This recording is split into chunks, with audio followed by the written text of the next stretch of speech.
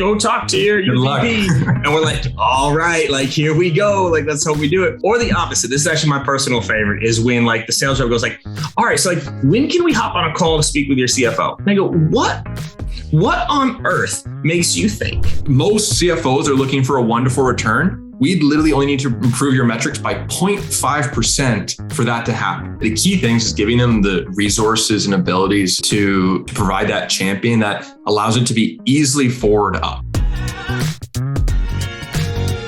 So what are things that you have on your call scorecard for what you can share, right? There's things I'm sure you can and things that you can't, but like, what do you look for in what is on that scorecard so your managers can prioritize properly? Yeah. So there's around like 50 points. So there's quite a bit to work from. I think some of the key things in a discovery perspective is crystallizing the KPI. So the first thing that we're trying to do on a call, other than understanding around like what inspired them to come on the call and doing like an agenda and et cetera, first focus in the discovery is crystallizing the KPI. So are you trying to book more meetings? Are you trying to increase the deflections of your support tickets? Are you trying to do like better no-show rates, like improve the show rate of your meetings? And then what that does is set the guardrail for the discovery. Because too often I find we start diving into current state too quickly. And then from there, they're just saying everything that they're currently doing. And that goes 20 minutes. So I think one of the biggest things that we see that really turns reps from being mediocre to exceptional and great on our team is their ability to set the guardrails really early in the discovery. Then they can just ask questions. Okay, like, you're trying to book more meetings. How specifically are you going about that today? What's happening? What's going well? What's not going well? When you look at like last month, like, what was your team actually able to achieve versus their target? Like, it's really easy to get answers that land very efficiently, which is what allows you to then do a demo and pricing potentially even on that same call, versus if you just start with open-ended questions that don't really have any like barriers to them. It's like, who knows what they're going to tell you about. So I think that's one of the key things. The other thing that I've been really trying to get our team to focus on is at the end of the call, we go through during just around how they can get ROI of the tool, et cetera. But then we leave the call without understanding if our champion, because oftentimes champion selling, actually understands how to articulate that ROI to their leadership. Love it. So a big question that we have in that scorecard is asking the champion at the end of the call is like, hey, like, out of everything you saw today, like, and it sounds like you're leaning in on this. When you go to your VP or CRO, et cetera, how are you planning to articulate the ROI? And we'll typically get 2 types of answers. One, bulletproof, like X, Y, Z. Great. Yeah, I agree. Here's a resource that actually can help you better articulate that as well. Or we might get someone say, oh, I don't know. And then, hey, I know you have that meeting with your VP tomorrow. What I recommend is like, let's toss that to next week. Let's delay that. Let's get on a call to further go through a business case and better articulate the ROI. I can help you with that. And in this way, when we have that one shot to go into that meeting with the VP, it's going to be successful because I know that you need this for your team. You want this for your team. I love that. I think it's so important. Like champion selling, I don't even want to say it's a lost art. I don't think a lot of people have really truly leaned into it, but like, we sell to our champion and then we just hang them out to dry. It's like, all right, go talk to your VP. And we're like, all right, like, here we go. Like, let's hope we do it. Or the opposite. This is actually my personal favorite, is when like the sales rep goes like, all right, so like, when can we hop on a call to speak with your CFO?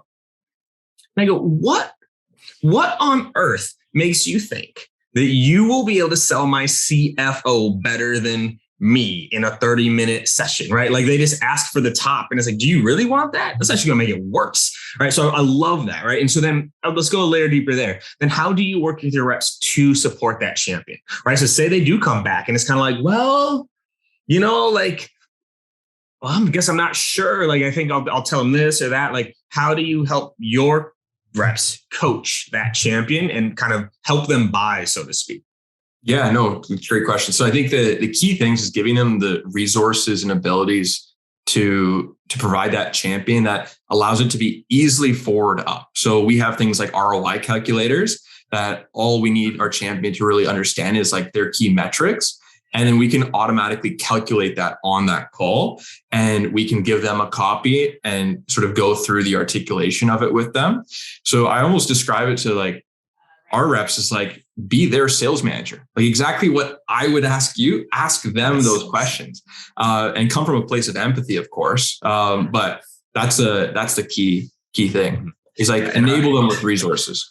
I think it's so important. Is like, we talk about this a lot internally in the companies that I talk to and advise and consult. It's like, you know what questions the VP behind the curtain is going to ask. You know, why isn't there like a one-sheeter? Oh, I don't know, a video sent answering those questions. You know what legal is going to ask. Give your bot that checklist. Like, you just know, right? And they don't. Exactly. I never understand that process, which I think is important. Now, quick tip for everyone on ROI calculators. I want to call this out and I'll get your feedback on it.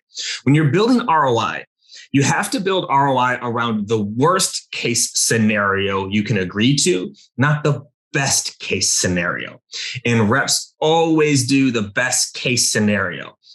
You're going to see a 1,300% ROI on our product if you just double your pipeline and increase your show rate. And like no one believes that. Versus like, do you think maybe you'll book at least one more meeting per rep per quarter if they were doing video or however you phrase it? It's the worst case. Like one per still covers. Right. Yeah. Like that's where I think with ROI, people, I still remember, I won't say the company, but I still remember I went through a process with a company and it got down to like this point and they put together the ROI potential and it showed like an 1,800% increase in pipeline. Yeah. I was like, y'all, come on, 1,800%.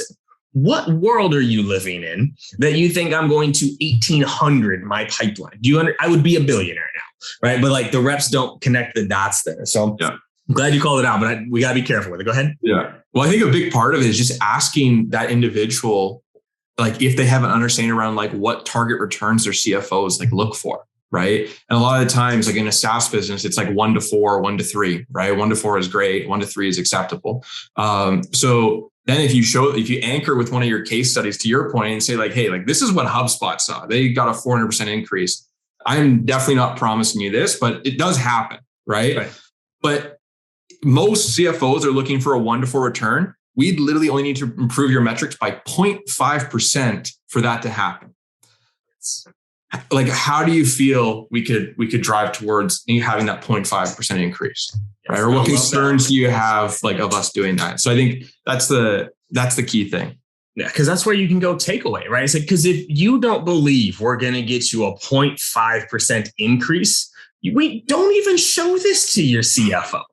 Like, if we're not even on that level, just scrap it now and just call it a day. And that's where you get that extra buy-in from your champion of like, no, we will at least see that. Great. And let's go through it.